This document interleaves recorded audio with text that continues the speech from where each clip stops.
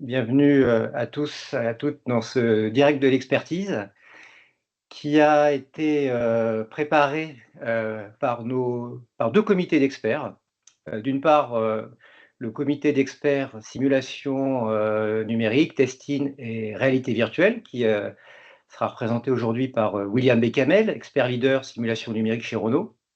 Et d'autre part, la CE, la communauté d'experts IA et Big Data, qui est présidée par Olivier Flébus, qui est groupe leader Digital and AI chez Schaeffler France.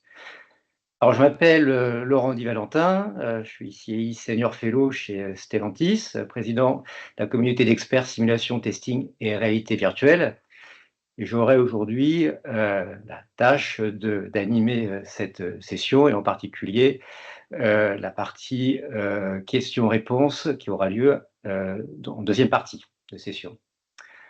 Alors, IA et simulation, rivalité, complémentarité, c'était le thème de la journée d'études SIA qui avait été organisée en septembre dernier, en 2024, et que William et Olivier avaient concocté, avaient présidé, et dans laquelle on a eu 14 orateurs qui travaillaient dans le domaine de la simulation numérique et qui avaient présenté différents usages et états de l'art de l'IA tout au long du cycle de développement d'un projet véhicule.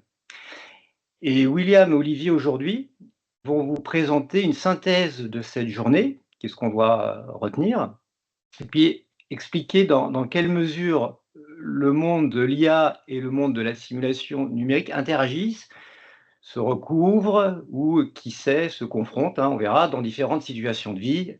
Et ça sera l'objet de la discussion que l'on aura. Durant cette session, alors vous pouvez poser des questions dans le chat, tout au long de la présentation, qui va durer à peu près une demi-heure. N'hésitez pas à poser vos questions. À l'issue de cette présentation, on aura une session questions-réponses qui durera également 30 minutes. Et vous pourrez continuer à poser des questions lors de cette session. Et on essaiera, en tout cas William et Olivier, essaieront de répondre à toutes vos questions, j'imagine très nombreuses. William, Olivier, la scène est à vous, on vous écoute. Très bien, merci beaucoup Laurent pour l'introduction. Donc moi, William Bécamel, donc expert leader simulation numérique et chez Renault Group. Donc le plan de la présentation, je vais être très bref sur la première partie sur le contexte automobile, on va le décrire très rapidement. On va présenter la simulation numérique finalement et les acquis de la simulation numérique. Olivier nous présentera l'intelligence artificielle appliquée secteur automobile. Je reprendrai la parole pour quelques points de rencontre entre les deux avec des exemples, quatre exemples, et Olivier conclura. Alors, la première partie, le contexte automobile. Bon, je pense qu'on ne va pas y rester trop longtemps. Vous savez bien qu'il y a un flux soutenu de réglementation. On a des nouveaux constructeurs qui arrivent, en particulier de la Chine, sur le marché européen. La transition énergétique est clé. Le contexte géopolitique est très incertain, on va dire, aujourd'hui. Et donc, finalement, il n'y a qu'une réaction à avoir vis-à-vis de ça, c'est on doit être rapide et agile. Et on entend beaucoup parler des temps de développement des véhicules en 2 ans, bon, sachant que le 2 ans, c'est une moyenne, en fait, ça dépend des complexités que l'on va être amené à développer. En fait, c'est la réponse finalement à ce contexte automobile.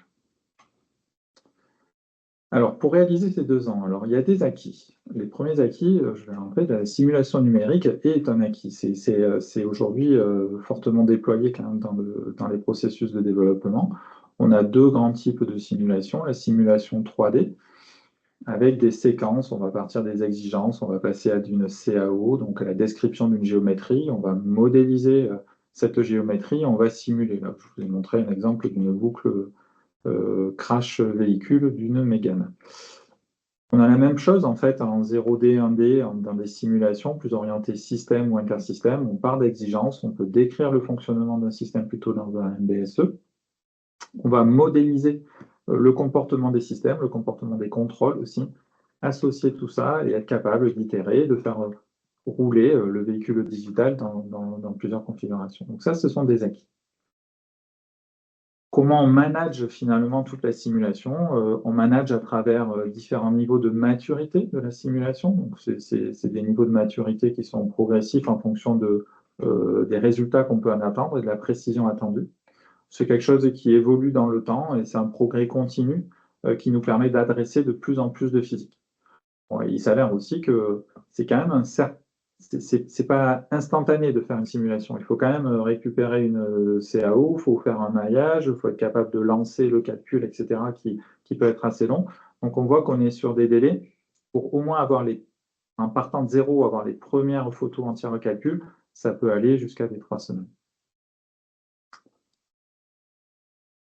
Qu'est-ce qu'on peut dire? Alors moi, je vais faire le hier et aujourd'hui, après on parlera du futur. Mais donc hier, il y a quelques années maintenant, on avait beaucoup de validation physique sans forcément beaucoup de simulation. Ça pouvait conduire à faire des modes un peu essai-erreur dans les phases physiques des projets, forcément qui étaient assez coûteuses et qui pouvaient amener du délai. Bon, aujourd'hui, avec l'intégration des boucles numériques, on ne va pas dire qu'on adresse et qu'on supprime tous les essais physiques, c'est pas du tout, c'est pas du tout le cas, mais l'objectif c'est quoi? C'est d'être bon du premier coup en fait. C'est d'être capable d'éviter les itérations physiques qui peuvent être coûteuses quand on est dans des phases de prototype. Bon, mais ça, c'est quelque chose qui est acquis, qui a été fait. Et là, je m'appuie sur des chiffres qui ont été présentés par Gilles Leborgne lors de notre dernier congrès, d'ailleurs, simulation en keynote, il avait présenté ces valeurs. On peut voir que les coûts de validation ont énormément réduit sur les dernières années, moins 53%.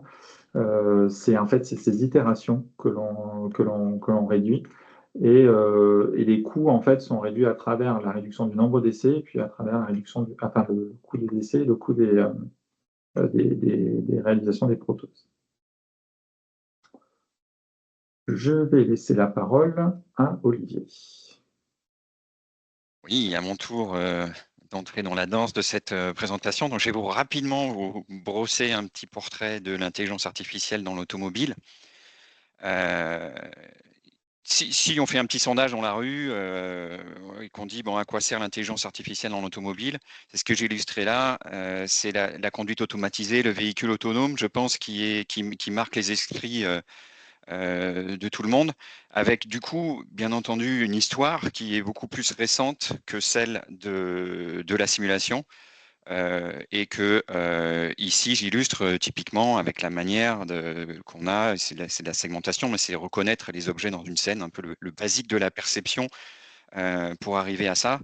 Mais donc ça, c'est peut-être la première ou la plus connue, mais ce qui nous occupe quand même au quotidien, c'est qu'il y a des applications réellement partout. Et donc cette conduite automatisée, là, ici, elle se complète dans un paysage beaucoup plus vaste. Ce qu'il faut regarder ici, c'est un petit peu plus surtout le sommet. Moi, c'est ma manière de les classer. Alors, ça marchait jusqu'à récemment. Je vous expliquerai pourquoi je fais nouveau maintenant. Mais ici, en fait, vous voyez un petit peu au centre, je l'ai centré sur le véhicule. Et puis, on a des applications qui sont en amont du véhicule, donc des composants, des systèmes, etc. Et en aval, tout ce qui va être les échanges de données, de communication, le véhicule connecté, la gestion de flotte, etc. Et je pousse à l'extrême, hein, je pousse sur des choses cross-domain. Et donc ça, c'est sur le scope ici. Il y a une deuxième ligne, alors c'est un mapping approximatif, mais qui montre un petit peu les populations cibles, c'est-à-dire les gens qui vont utiliser les systèmes d'IA. Donc ça peut être le conducteur dans ses assistances à la conduite.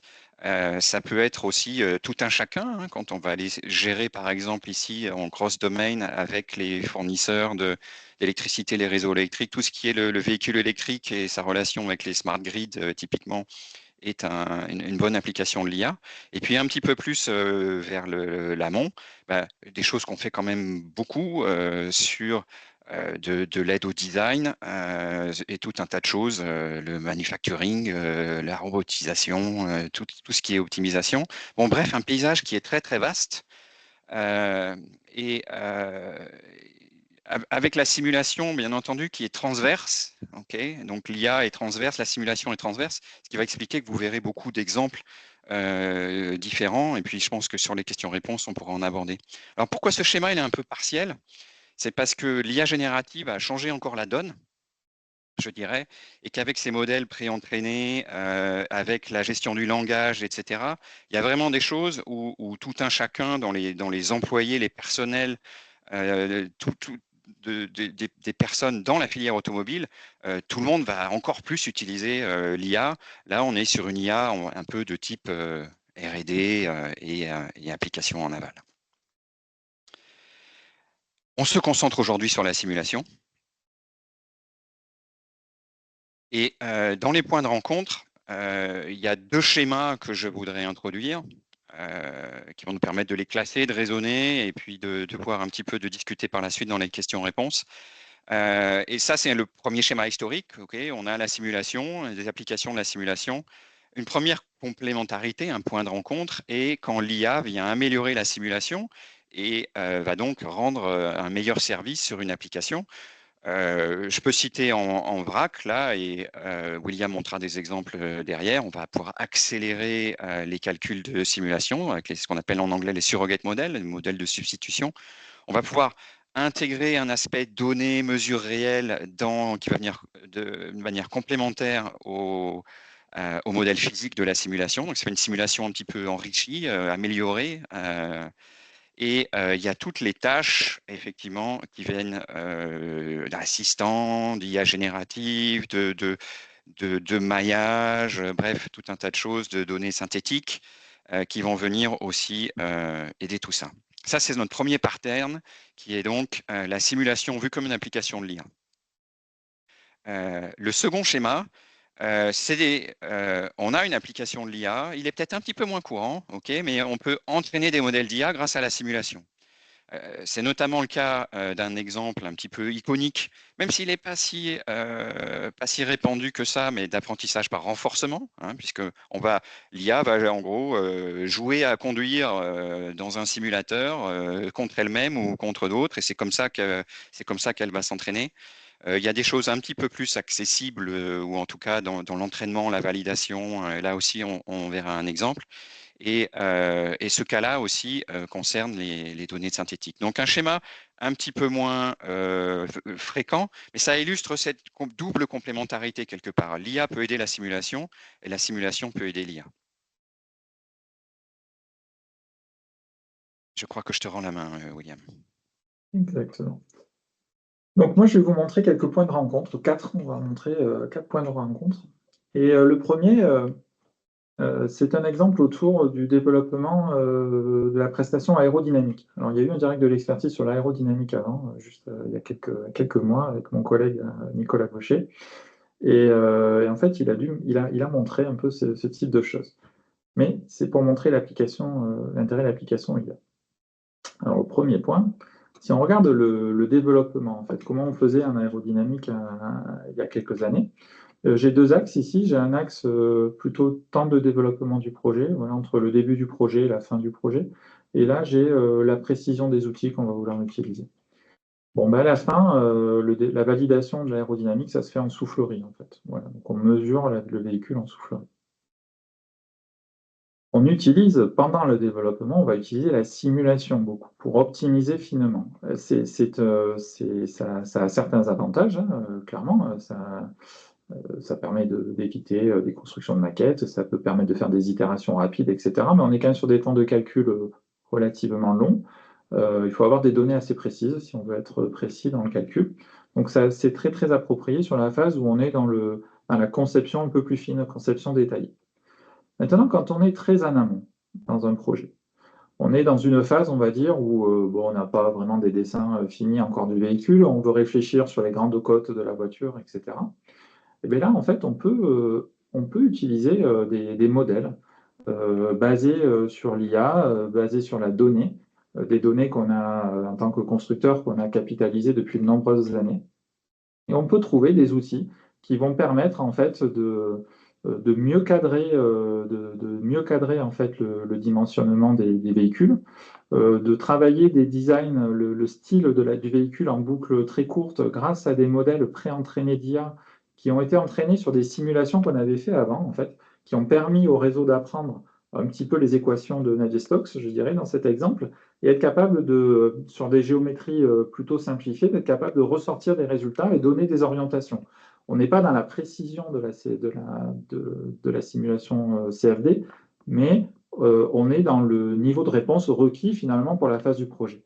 Voilà. Et on a d'autres exemples avec des optimisations de jantes ou des choses comme ça. Voilà. Donc ça, c'est un premier point de rencontre qu'on peut voir. Un deuxième exemple, je suis toujours dans la phase amont d'un projet. Et cette fois, on se dit, ben voilà, finalement, pour concevoir, on a besoin, on peut partir du projet d'avant. Et quelque part, de temps en temps, on a envie d'innover, de trouver quelque chose en rupture. Voilà. Et donc, on peut utiliser des algorithmes d'IA sur toute la phase de gauche, ici, sur la génération des idées, génération de concepts. Ouais, donc là, j'ai des exemples, des petites vidéos qui vont partir, où on travaille en fait des parcours de tuyaux d'eau, des parcours de câblage, par exemple, dans un véhicule.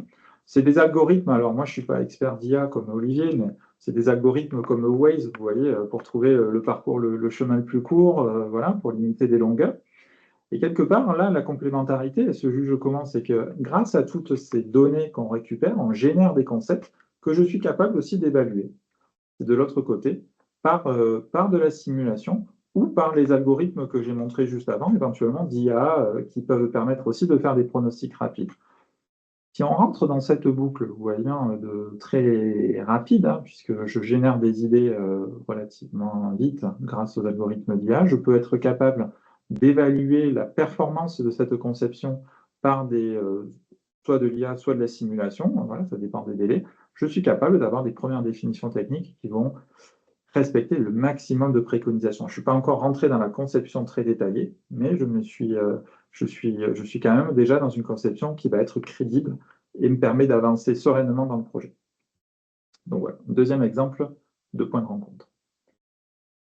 Troisième exemple, alors c'est... La story ne veut plus. Ça y est, j'y suis arrivé. Troisième exemple, alors là, je suis passé à l'opposé du projet. Je me dis, là, ça y est, j'ai mes premiers prototypes qui arrivent. Et là, quand on est dans ces phases-là, il y a toute une activité qu'on appelle de calibration des systèmes. C'est-à-dire qu'on doit écrire les valeurs de tous les labels dans tous les calculateurs, etc., qui vont permettre de créer, enfin d'avoir le bon comportement du véhicule on peut parler de confort thermique, on peut parler de freinage, de toutes les prestations, agréments moteur, etc.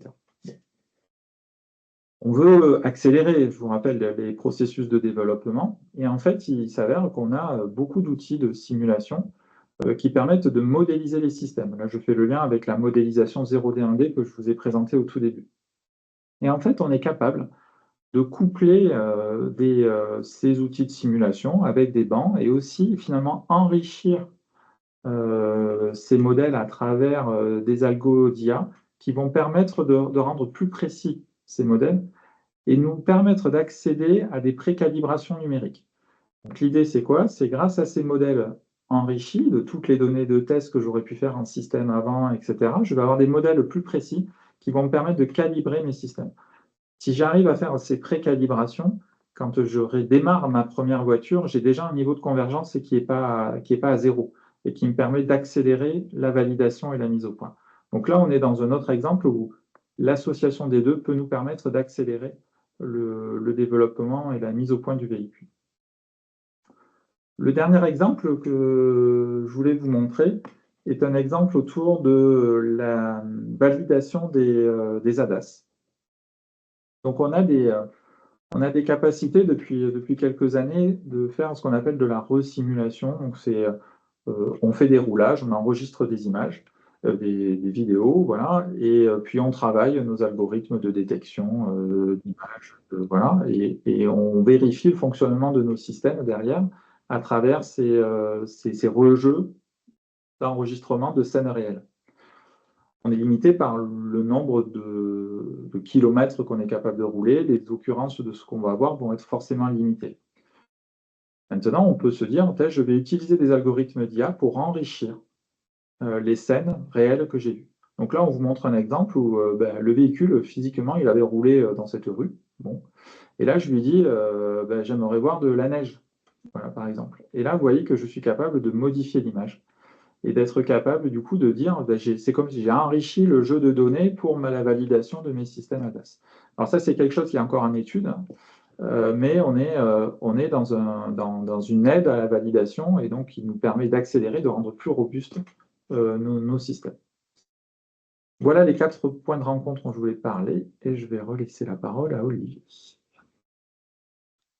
Ok, et donc sans réelle surprise, on en est maintenant sur un point où on va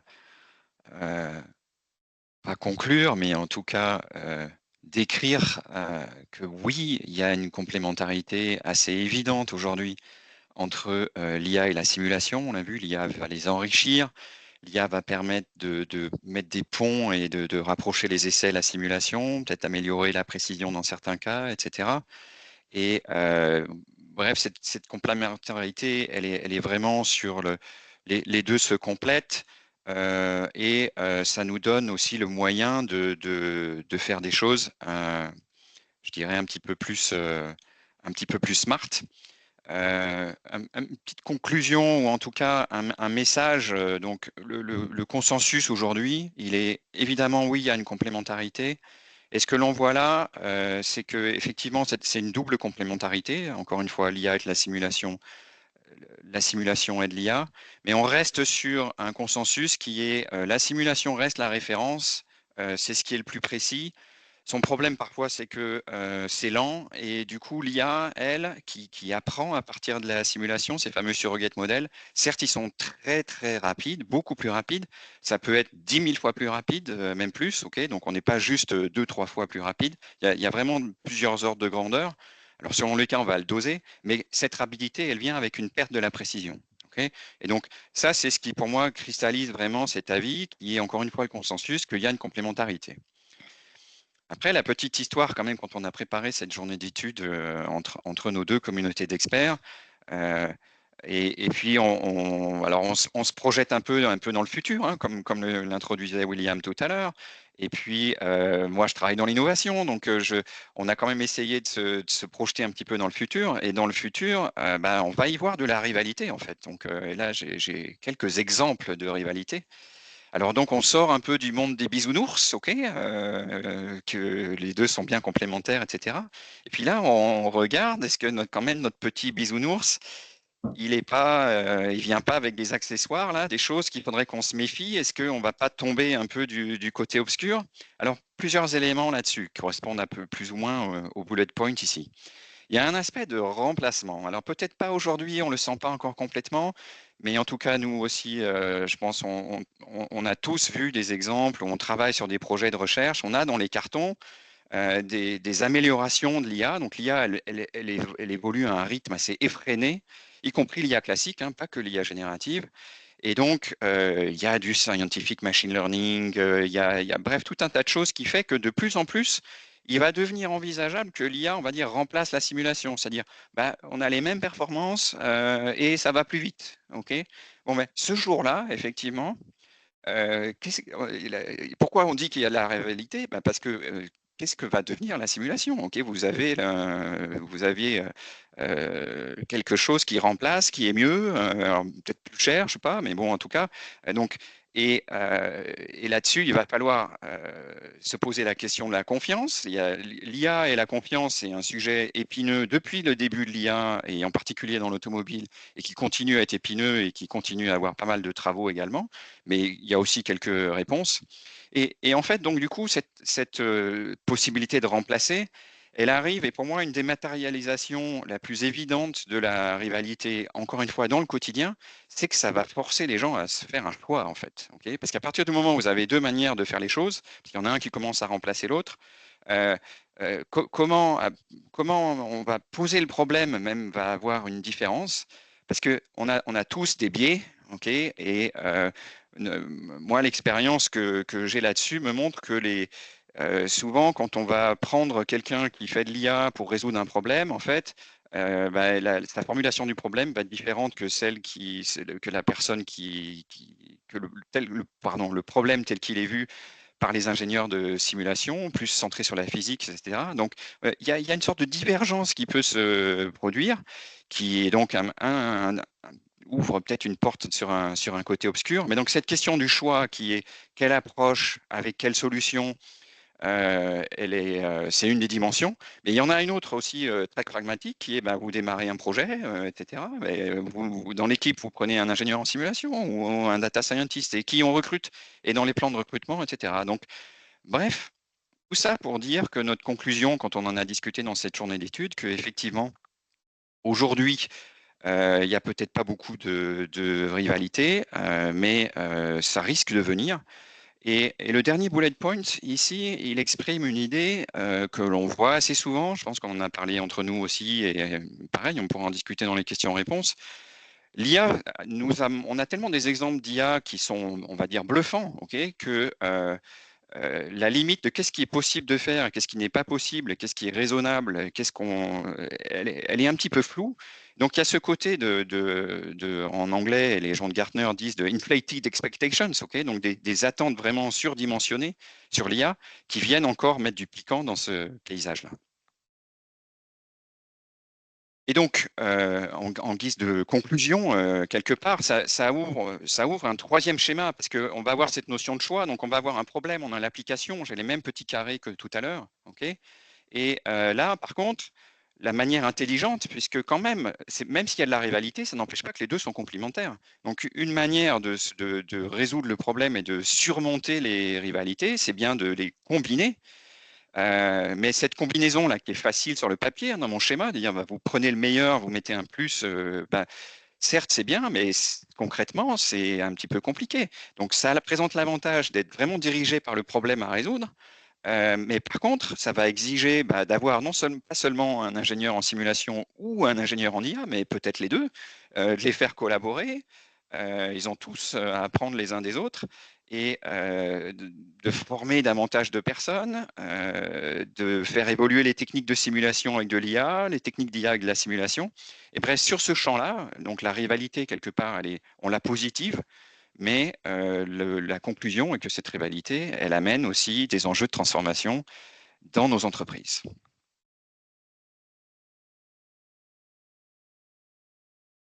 Je repasse la main. William? Je vais ou alors, comme vous voulez. Laurent, c'était à toi de conclure. Ou Laurent. D'accord. Donc, on est sur. Merci pour cette présentation. On va passer aux questions-réponses. Avant ça, on voulait également vous dire que l'on a un congrès qu'on a organisé au mois d'avril, les 2-3 avril, au Technocentre, à Guyancourt.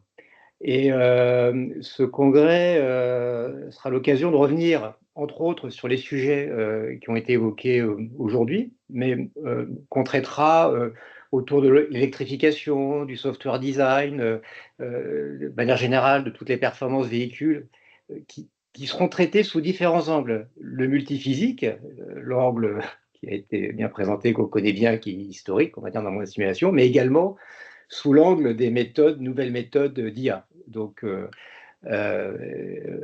l'optique de ce congrès, ça sera bien de bien valoriser l'ensemble de ces méthodes. On a des keynotes en session plénière. Alors, on aura 3 sessions en parallèle qui traiteront des sujets techniques, et puis on aura des sessions plénières avec des keynotes, Renault, de Stellantis, académiques également, et puis de secteurs qui ne sont pas que du secteur automobile. On aura un autre regard sur le secteur de la défense en particulier, comment la simulation est traitée, et l'IA également traitée dans ce cadre-là. On parlera également d'empreinte carbone. Donc beaucoup de sujets qui seront traités dans ce congrès. Il ne reste plus beaucoup de place. Alors je dis parce qu'on a fait un point en début de semaine et on est limité à 200 places pour ce congrès, et donc on a déjà pas mal d'inscrits. Mais ceux qui souhaitent s'inscrire, ils peuvent encore le faire il suffit d'aller sur le site SIA événements et de vous inscrire en utilisant le bon lien. Voilà. Je vais maintenant passer aux questions-réponses.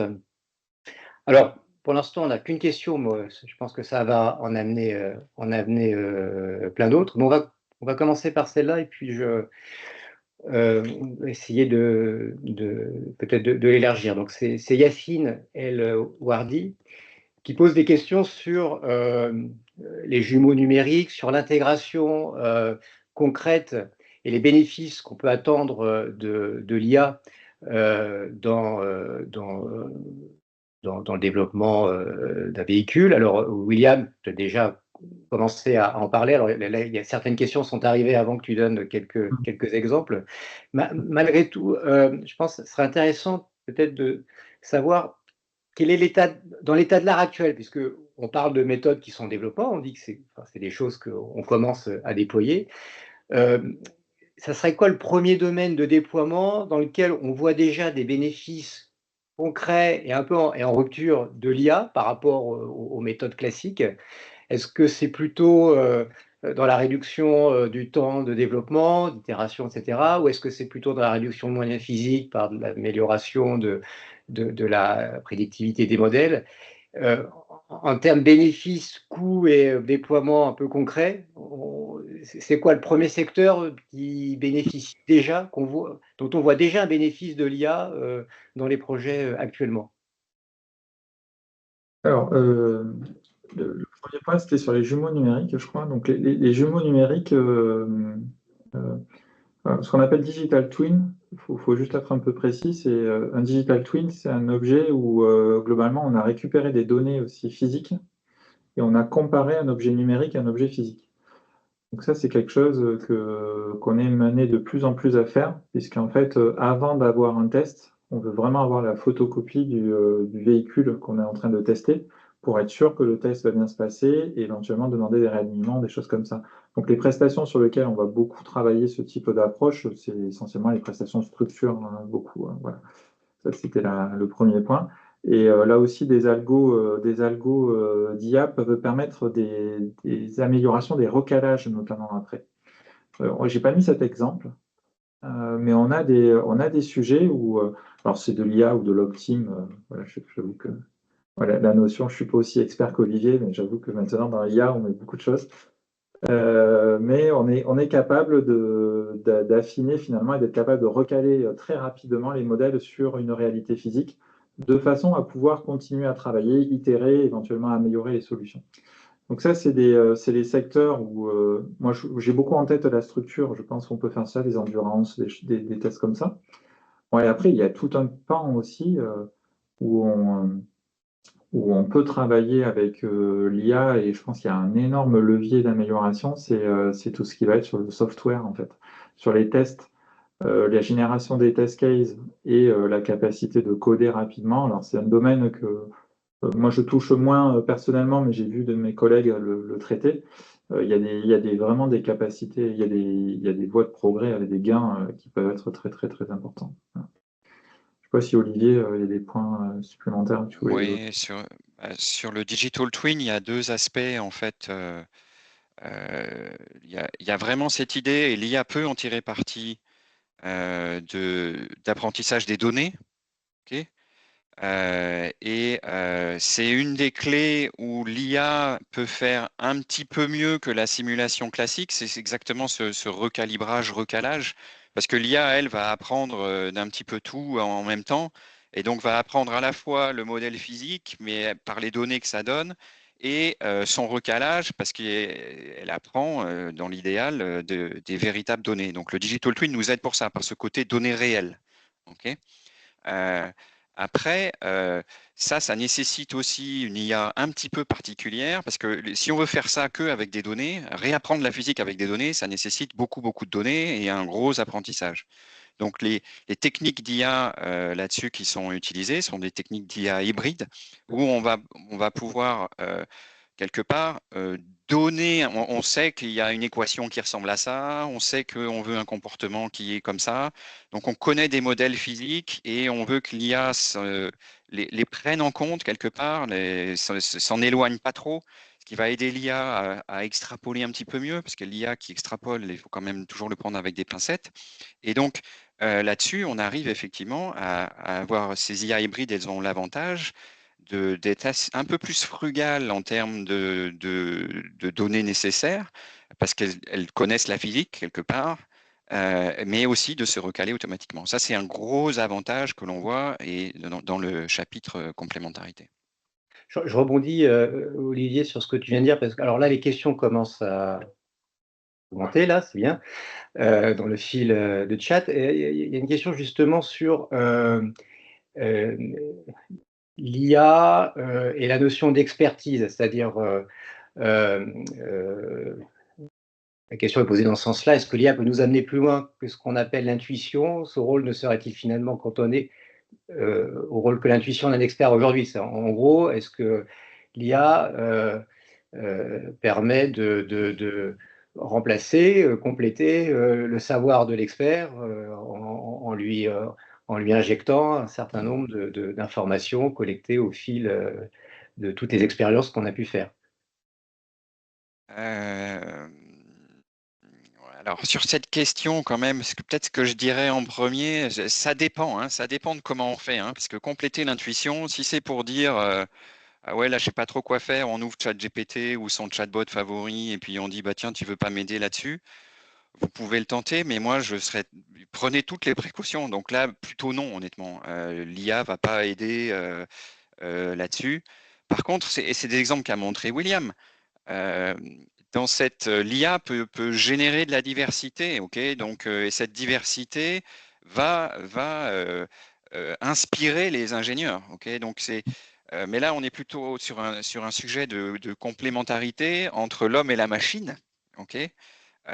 Donc, moi, je suis persuadé qu'il y a plein de cas possibles de ça, que l'IA peut aider à avoir des idées, peut aider à invalider rapidement des idées, peut être un petit peu plus moi, je dirais pas qu'il y a de l'intuition, hein, mais en tout cas un petit peu plus optimisé sur ce qui va être d'explorer des choses. Mais mais dans le fonctionnement, quand même, ne pas oublier que l'IA reste quelque chose c'est un apprentissage. Cet apprentissage, il doit être de qualité pour que ça marche. Ça marche pas tout le temps. Et de manière générale, quand même, si vous devez retenir une seule chose, non, ne faites pas confiance à n'importe quel IA que vous trouvez dans un chatbot pour aider votre intuition. Gardez votre intuition.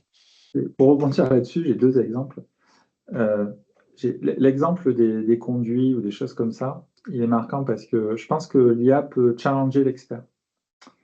C'est-à-dire si on est expert et qu'on est resté dans un domaine d'expertise et qu'on a toujours travaillé de telle façon, je pense qu'intellectuellement, c'est quand même compliqué de se dire waouh, on peut aller faire autrement. Bon, ça dépend des caractères de chacun, mais voilà. Là, c'est vrai qu'on se retrouve avec des propositions, etc., qui peuvent être très surprenantes. Voilà. Donc, ça, c'est hyper challengeant. Donc là, pour le coup, c'est l'IA type ingénieur augmenté. Voilà, je dirais ça, c'est top. Bon, par contre, après, je prends l'exemple d'autres IA qu'on a entraîné. En fonction du dataset d'entraînement qu'on colle dans l'IA et du coup le pronostic qu'on en donne, des fois, il n'y a pas de physique dedans, hein. Donc, ça peut donner des résultats. Si on n'a pas un ingénieur qui est capable d'analyser le résultat, ça peut quand même très vite partir en n'importe quoi aussi, hein. Donc, il faut vraiment faire. Il y a beaucoup de précautions. C'est un outil finalement pour moi, l'IA. C'est un outil comme un autre. Il faut savoir l'utiliser, bien entraîner son modèle. Moi, j'ai eu des exemples où on avait fait des IA où on avait entraîné qu'avec des solutions qui étaient bonnes. Donc, forcément, l'IA, elle donnait souvent des résultats et disait bah, OK, je te donne une géométrie, elle est bonne. Mais c'est normal, on lui a mis dans des datasets que des trucs qui marchaient. Et forcément, bah, le jour où on a mis quelque chose qui ne marchait pas, ça a donné un résultat faux, quoi, vous voyez. Donc, il y a des biais, en fait, qu'il faut être capable de bien comprendre pour comprendre les limites de la réponse que l'IA propose, en fait. Alors, alors, je ne sais pas si ça répond aussi, mais en tout cas, il y a une question qui vient d'être posée sur la notion de black box de l'IA, justement le fait qu'on ne sache pas exactement comment le modèle, on sait ce qu'il a alimenté pour être créé, mais on ne sait pas ce qu'il y a dans le modèle, à l'opposé des modèles physiques où on a des équations de la physique qui ont été validées, qui sont claires de ce point de vue-là. Et la question est posée en ce sens-là, est-ce qu'on risque pas d'avoir tellement de tests pour valider la fiabilité et la prédictivité de ce que l'on réalise, alors que derrière, on doit réduire des tests? Enfin, est-ce que c'est pas contradictoire, cette amélioration ou cette compréhension ou cette capacité que l'on a à comprendre? Enfin, combien il faut de tests et est-ce qu'il faut plus de tests pour valider l'algorithme que les tests qu'on va réduire quand on l'aura validé, quoi? C'est un peu ça, de manière provocante, la question qui est posée. Moi, je trouve, alors je serais obligé à compléter, c'est pas, je redis, moi je suis simulation numérique. Je suis pas ancien monde, hein, c'est pas l'ancien monde. Quand j'en ai fait la présentation, je me suis dit, je suis en train de faire l'ancien monde et le nouveau monde, c'est pas ça. Mais les entraînements, il faut faire attention entre ce qui est activité hors cycle, je pense, et ce qui est activité sur un projet. Si jamais vous faites un entraînement qui peut être long, mais de toutes les données que vous avez acquises pendant un certain temps, quelque part, c'est une activité hors cycle, et puis vous mettez à disposition un outil qui est prêt pour être exploité très rapidement sur les projets. Si par contre, chaque fois, en effet, qu'on veut un pronostic précis, il faut réentraîner, là, ça peut perdre un peu d'efficacité dans le processus. Enfin, je vous dis, c'est des exemples concrets qu'on vit tous les jours.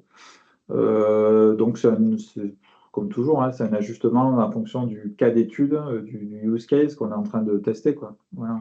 Donc, pour moi, l'équilibre, il n'est pas évident. Il n'y a pas de règle générale, en fait. Ça va dépendre beaucoup des données qui sont à disposition. Voilà. Ouais, alors, je vais peut-être en quelques mots, mais c'est déjà dit effectivement dans la question.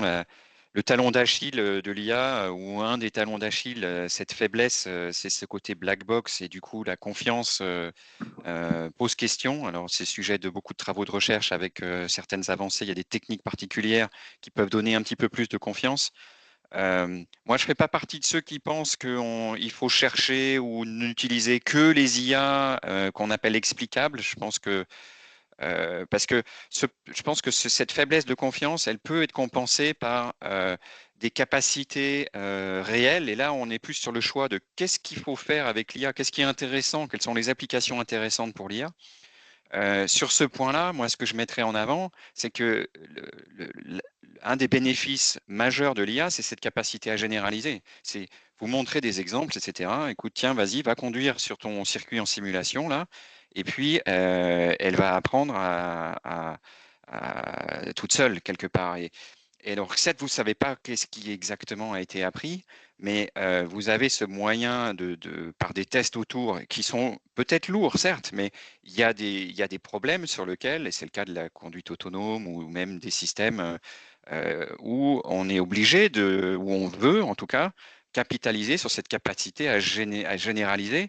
Et on sait statistiquement lui donner de confiance. On a tout un domaine de quantification d'incertitude autour de ça qui compense cet effet black box et qu'on utilise dans cette complémentarité avec la simulation ou pas aussi, enfin, ou l'IA sans la simulation également. Donc, c'est des autres techniques de texte, mais le bon réflexe, c'est quand même aussi de se poser la question. Là, je réponds peut-être à un côté rivalité. Bah oui, peut-être l'IA, il faut mesurer les bénéfices versus les risques ou les faiblesses. Il y a un domaine où, enfin, on a parlé de rivalité il y a ces 30 dernières années entre la simulation numérique, qui était un nouvel entrant par rapport aux essais physiques, qui était l'outil commun de validation. Est-ce que l'IA va pas rapprocher le monde de la simulation et le monde du physique pour pouvoir alimenter les algorithmes de manière robuste? Là, oui, très certainement. Et je pense qu'on a déjà un peu répondu à la question du digital twin. Mmh. Et d'autant que l'IA, dans le chapitre bénéfices, elle va savoir apprendre des deux.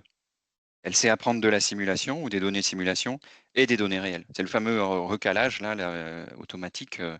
Et oui, ça, c'est une des grandes forces une des grandes forces. Et dans toutes les industries, on a quelque part, bon, je vais peut-être un peu arrogant là-dessus, mais tel que tu viens de le présenter, Laurent, l'IA vient réconcilier les essais physiques et la simulation. Oui, c'est ce que... Ouais. Tu avais parlé, Olivier, enfin, tu avais évoqué les aspects compétences dans un de tes derniers transparents. Alors, il y a une question qui tourne un peu vers ça. Il y a deux façons de voir les choses. On a des spécialistes d'un certain nombre de domaines, hein, de pas mal de domaines, et puis on commence à recruter des spécialistes sur les technologies mathématiques, hein, qui tournent autour de l'IA. Est-ce qu'il vaut mieux former des personnes qui sont spécialistes d'un domaine pour pouvoir leur permettre de comprendre et de bien utiliser ces nouvelles technologies, ou est-ce qu'il vaut mieux avoir des personnes qui, en transversal, sont spécialistes des technologies et vont essayer de les appliquer sur des domaines particuliers? Est-ce que vous avez une philosophie à ce sujet? Moi, ma philosophie, et les deux, mon capitaine, là-dessus. Il est indispensable. On ne peut pas laisser un ingénieur en IA seul résoudre un problème dans l'automobile en général, même s'il est passionné de voiture. Et par contre, pour que ça marche, et je l'ai mis dans les défis de transformation, mais il faut que cette collaboration arrive. On a toujours besoin des experts dans tous les domaines, en simulation et ailleurs. Et par contre, c'est vrai qu'il y a un petit écart, ok. C'est pas un fossé, je ne sais pas comment l'exprimer, mais donc il faut favoriser cette collaboration, et cette manière de comprendre ce que fait l'autre est aussi quelque chose de nécessaire. À la SIA, ça a été une des premières actions quand on a créé la communauté d'experts. On a monté un cursus de formation chef de projet IA qui est exactement dédié au profil des gens qui sont très expérimentés dans l'automobile et qui veulent comprendre, mais réellement de manière profonde, les enjeux de l'IA pour pouvoir piloter ça. Et donc ça me semble un très bon point. Et après, il y a cet accostage à faire entre des cultures, des techniques différentes qui, comme on l'a vu, sont complémentaires. Ok. Et donc, il faut les gens de l'IA vont naturellement, en travaillant sur les problèmes de l'automobile, en comprendre un petit peu mieux.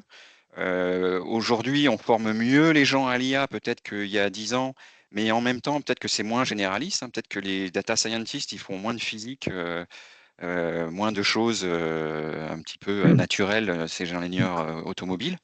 Et c'est vrai qu'il y a c'est très nouveau et il y a des réflexes un petit peu différents. Et je pense que les ingénieurs en simulation, en automobile, en matériaux, etc., tous les domaines, doivent aussi apprendre à appréhender l'IA. Ouais, moi j'aurais tendance à dire, en fait, c'est honnêtement les deux voies, j'ai pas d'avantage, mais il faut de la curiosité, quoi. Faut des data scientists qui sont curieux du phénomène et qui vont essayer d'aller chercher. Et faut des ingénieurs qui sont curieux aussi et de simulation qui sont prêts à aller vers les techniques d'IA pour voir ce qu'ils peuvent en tirer. C'est un état d'esprit en fait qu'il faut rechercher. Les compétences après elles évoluent, ça évolue vite quand même, hein. Mais je pourrais vous donner enfin il y a plein d'exemples où on se dit j'ai un ingénieur en simulation, oh j'ai essayé de faire une réduction de modèle, j'ai utilisé un réseau de neurones, ça marche pas. Ouais, mais en fait, est-ce que tu as utilisé le bon, comment tu as travaillé, etc. Et quand on les met dans les mains d'un vrai data scientist, en général, les résultats ils sont un peu meilleurs. A contrario, j'ai aussi vu des data scientists qui ont relié des données, des données, des données, et bon, voilà, si on ne comprend pas la physique de ce qu'on modélise, voilà, c'est pas évident. Donc moi, c'est surtout l'état d'esprit, le rapprochement entre les deux domaines qu'il faut avoir. Et donc de l'appétence, de la curiosité, etc. Moi, je vous dis, il y a 3 4 ans, j'en faisais pas, je n'avais pas trop entendu parler et ça me faisait presque un peu peur. Aujourd'hui, je trouve ça fascinant, ce que c'est capable d'apporter, ce que c'est capable d'améliorer si on le considère comme un outil, comme un autre. Voilà, il ne faut pas en avoir peur. Et on peut en tirer beaucoup de performances, hein. Alors pour fermer, peut-être provisoirement, je ne sais pas, mais cette question des formations, il y a une question qu'est-ce que vous conseilleriez à un ingénieur de simulation qui est curieux, qui voudrait commencer à se mettre dans ces sujets-là, à se former à l'IA? Il y a tellement de technologies différentes, tellement de domaines d'application différentes. Sa question, c'est vers quel outil il vaut mieux que je me tourne? l'outil. Quels Outil outils, au quelles sens, technologies ouais. peut-être, voilà. Alors, Moi, je dirais qu'il quelques faut bien conseils connaître là-dessus. Python Ouais, déjà. vas-y, William. Ça me Moi, permet je de dirais qu'il faut réfléchir. bien connaître Python et bien savoir gérer les données si on veut, voilà, parce qu'à la fin, il y a quand même du codage. Après, moi, je l'ai fait avec des échanges. C'est vrai que moi, j'ai pas mal appris en échangeant avec les data scientists, clairement. Voilà, c'est ça. Si on veut maniper, bah, il peut y avoir des formations. Après, moi, dans ma société, il y a des formations internes chez Renault pour progresser avec différents crans, data analyst, data scientist, etc., en fonction de la complexité des algorithmes qu'on va aller chercher. Je pense que Python est un incontournable dans ce que j'ai pu voir. En tout cas, savoir programmer, ça permet de récupérer. Il y a des communautés quand même assez importantes, je pense, Olivier, non, sur les sujets Oui, oui. d'algorithmes, et on est capable de récupérer pas mal de données là-dessus. Voilà. J'ai vu des concours aussi organisés sur des réductions de modèles ou des choses comme ça. D'ailleurs, on en a organisé un ici, là, sur ce sujet. Donc, ouais. Donc se former déjà à Python pour pouvoir utiliser Enfin, des moi, c'est algos. mon point de vue. Après, Olivier, je sais pas si t'as- Oui, on peut se former à Python ou l'apprendre un peu sur le tas. Il y a beaucoup de choses. Après, il y a des choses aussi dans MATLAB maintenant pour faire de l'IA, mais moi, c'est plutôt et puis pour essayer de faire un petit peu court aussi, ma question, c'est pas tant l'outil. Donc, il y a des techniques, ok, il y a des choses qu'il faudra comprendre. L'apprentissage supervisé, typiquement, ok, on a des données et on fait cette sorte de régression. C'est plus des maths peut-être, et je pense que beaucoup ont déjà le niveau. Enfin, je veux dire, c'est des matrices, hein, tout ça. Donc, il y a pas de. Donc, comprendre un petit peu ce qui se passe. Parce que l'IA, c'est pas un outil qu'on va demander à son service informatique d'installer et puis ensuite on clique, clique, clique et puis ça apprend. Peut-être un jour on en sera là, mais on a besoin d'un petit peu plus de maîtrise. Donc, il faut comprendre un petit peu ce qui se passe. Les mécanismes de base, c'est les mots-clés, hein, ça peut être le deep learning ou l'apprentissage supervisé, etc. Ne foncez pas tout de suite vers l'IA générative, ok, qui va vous emmener sur des choses soit plus subtiles, soit trompeuses, il faut se méfier. Donc, il y a un basique, je dirais, de pack basique. Et le mieux, c'est de se tourner. Moi, ce qui marche le mieux, j'ai vu le mieux marcher, et je pense que William t'a dit la même chose, faire un projet en commun. Apprendre sur le tas, apprendre dans le faisant. Parce que tout seul, le soir à la maison, c'est quand même un petit peu hard. Mais il y a des gens qui l'ont fait, hein, mais c'est un petit peu hard. Merci. Une question, alors peut-être Olivier, enfin je sais que tu connais bien ce sujet, sur les nouvelles régulations comme l'AI Act. Est-ce que, la question est formulée de cette manière-là, est-ce que tu penses que ça va freiner l'adoption de l'IA au sein de l'industrie automobile? Est-ce que c'est un frein ou pas? Non, je pense pas que c'est un frein. Tu peux peut-être rappeler ce que c'est que Oui, bah Act? les AI Act, c'est un règlement européen qui vient donc réglementer l'utilisation de l'IA. C'est quelque chose qui est orienté sur le risque, ok.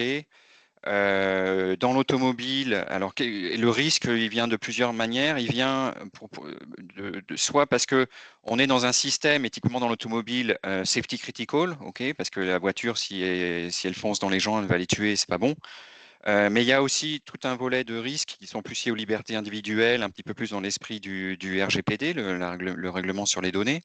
Donc, il est très multifacette. Moi, je pense que honnêtement, non, ça va pas freiner. Et puis, de toute façon, il y a déjà des choses qui étaient parties, donc ça va se rattraper. Le train va se rattraper. Et je pense que ça participe au contraire à essayer de formaliser des bonnes pratiques. La question est très très loin d'être résolue, hein, de dire comment on fait un système d'IA de confiance. Les standards sont encore en train d'être écrits. Les gens continuent de réfléchir. Donc moi, cette structuration, je pense qu'elle est nécessaire. Euh, il y a eu un peu une polémique parce que l'AI Act, et on a entendu parler d'AI Safety aussi, quand cette fameuse lettre est signée par Elon Musk et compagnie, et des gens, des chercheurs très sérieux en IA ont commencé à s'inquiéter de est-ce que l'IA va pas détruire l'humanité. Pour la faire courte, moi, honnêtement, je pense que non. Mais je suis assez d'accord qu'on a besoin justement d'expliquer, on a besoin de travailler aussi au niveau sociétal des critères d'acceptabilité de l'IA. Et l'AI Act vient faire ça quelque part. Donc, moi, je vois pas de frein, je pense que c'est nécessaire. Et par contre, c'est vrai que ça demande un petit peu de travail, mais je pense que c'est pour la bonne cause. La confiance n'exclut pas le contrôle. Alors, je pense que vous avez un peu répondu. Quels sont les leviers des experts pour avoir confiance dans l'IA? La pertinence des résultats, la maturité de ce qui est produit. C'est un peu l'ingénieur augmenté dont tu as parlé, William. Hein, Ouais. Pour moi, il y a la même logique, hein, quand même. Il y a des datasets, ce qu'on appelle, enfin, des jeux de données de validation, hein, quand même aussi. On vérifie quand même que ça fonctionne et on peut en garder pour tester aussi de façon récurrente. On a des points de rencontre entre la simulation et des apprentissages de modèles pour vérifier que ça tourne. Bon, et après, donc c'est des procédures à mettre en place aussi, hein, qu'on peut mettre pour mettre sous contrôle, au moins dans un certain domaine de vol, j'allais dire, enfin, domaine où on va interdire après d'aller au-delà, parce qu'en extrapolation, des fois, ça peut être un peu compliqué. En fait, il faut arriver à savoir quand on fait une inférence, c'est-à-dire quand on évalue une, une proposition, il faut savoir si on est loin de la base d'entraînement ou pas, en fait. Hein. C'est très souvent, moi, je le vois comme ça. Et, donc ça, c'est des métriques qui peuvent être mises en place dans les outils aussi. Bon, et puis après, il y a le fait qu'on est des ingénieurs simulation aussi, qui avons une connaissance de la physique et qui avons un regard critique sur le résultat. Ça, il faut le garder. Faut le garder. Donc, faudra toujours des gens qui connaissent la physique de ce qu'on veut simuler, que ce soit par des simulations basées sur des équations ou par des algorithmes d'IA.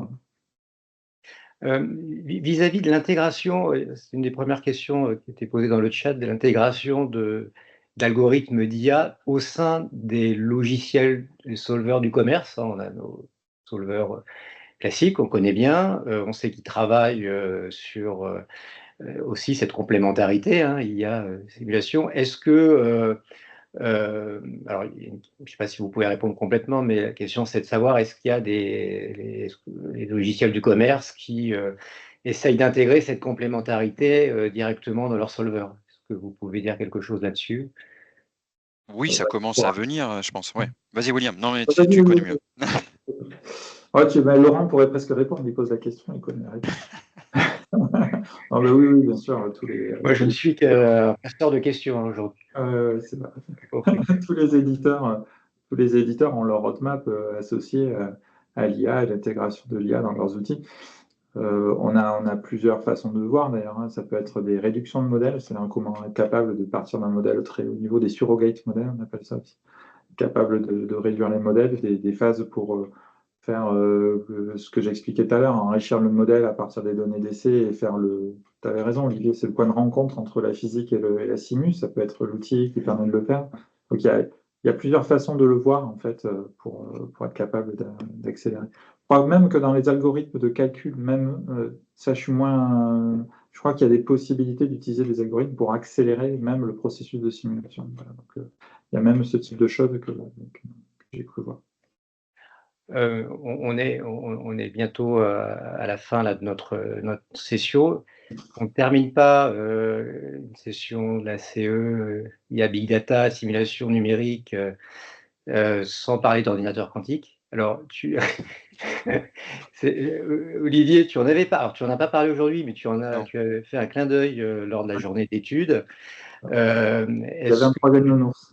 Voilà, c'est le troisième nounours que nous a présenté aujourd'hui, mais est-ce que tu penses que ça pourrait être un levier de croissance de l'utilisation de l'IA dans le futur?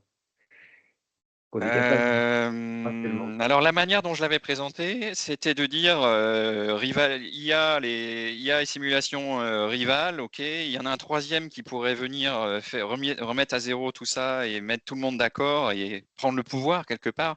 C'est l'informatique quantique.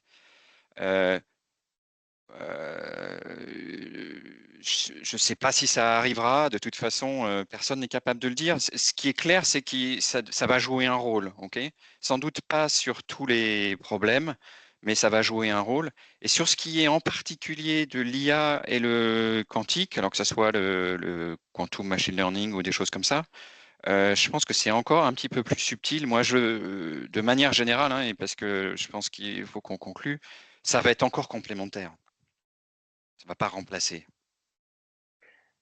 Eh bien, écoutez, merci, ça sera la fin. En tout cas, je pense que vous avez répondu à la question. Finalement, on est plutôt dans une complémentarité entre l'IA et la simulation numérique, et un besoin d'avoir deux mondes qui se parlent, qui se comprennent, et d'avoir une bonne connaissance mutuelle pour pouvoir faire avancer ces sujets.